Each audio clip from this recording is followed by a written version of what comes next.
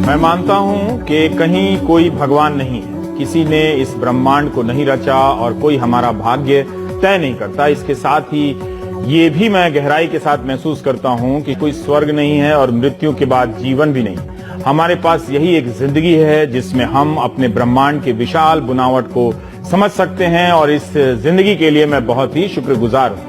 ये बात अगर मैं अपने नाम से बोल दूं तो 50 लाठी वाले दल लेके पहुंच जाएंगे, लेकिन स्टीफन हॉकिंग के सामने किसी की हैसियत नहीं है कि कोई उंगली उठा सके। स्टीफन हॉकिंग ब्रह्मांड की बारीकियों को समझने और समझाने वाले एक महान वैज्ञानिक ही नहीं, वो मिसाल थे इस बात की कि इच्छा शक्ति अगर हो तो शरीर की लाचारी दिमाग को किसी का मोहताज होने के लिए मजबूर नहीं कर सकती।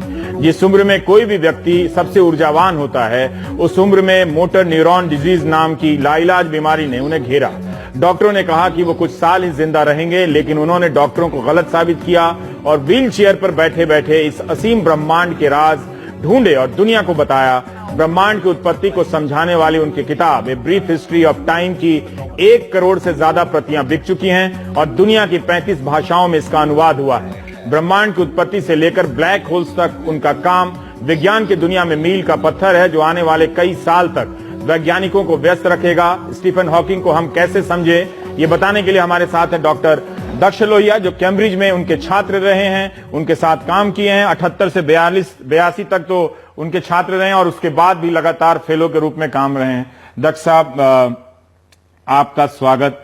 आप हमारे दर्शकों को, बहुत सारे बच्चे देखते हैं, उन्हें बता दीजिए कि ये महान वैज्ञानिक जिनको आपने नजदीक से देखा है, किस रूप में देखा, उनकी क्या लगन थी, कैसे इतना वो काम करते थे, कुछ भी आप उनके बारे में बता दीजिए, हमारे लिए फर्स्ट हैंड जानकारी होगी।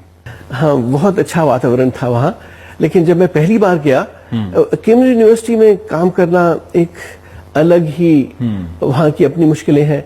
यहाँ की यूनिवर्सिटी में तो गणेश जी की प्लास्टिक सर्जरी पढ़ाई जाती है। हाँ, वो वहाँ तो नहीं होगा। प्रधानमंत्री प्रोपेगेट करते हैं। हाँ, वो वहाँ तो नहीं चलेगा। साइंटिस्ट प्रधानमंत्री। हाँ, पर इतना विज्ञान में भरोसा, भगवान को खारिज करना, चूंकि हम हिंदुस्तान के लोकेशन में बैठे हुए तो ये कॉन्फिडेंस है कि भी हमारे इसरो के वैज्ञानिक बिना पूजा किए हुए तो स्पेस छोड़ते नहीं। देखिए, पूजा आप चाहे जितनी कर ले, एक आस्था होती है, उसके कॉज या उसका पूरा फील्ड अलग है।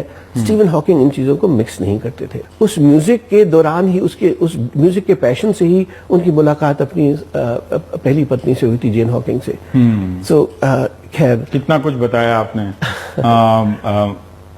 बहुत शुक्रिया प्रोफेसर दक्ष लोहिया कि आप आए और आपने इस महान वैज्ञानिक को करीब से देखा। मैं सिर्फ एक चीज और बताना चाहता हूँ कि एक लेसन है सभी विद्यार्थियों के लिए।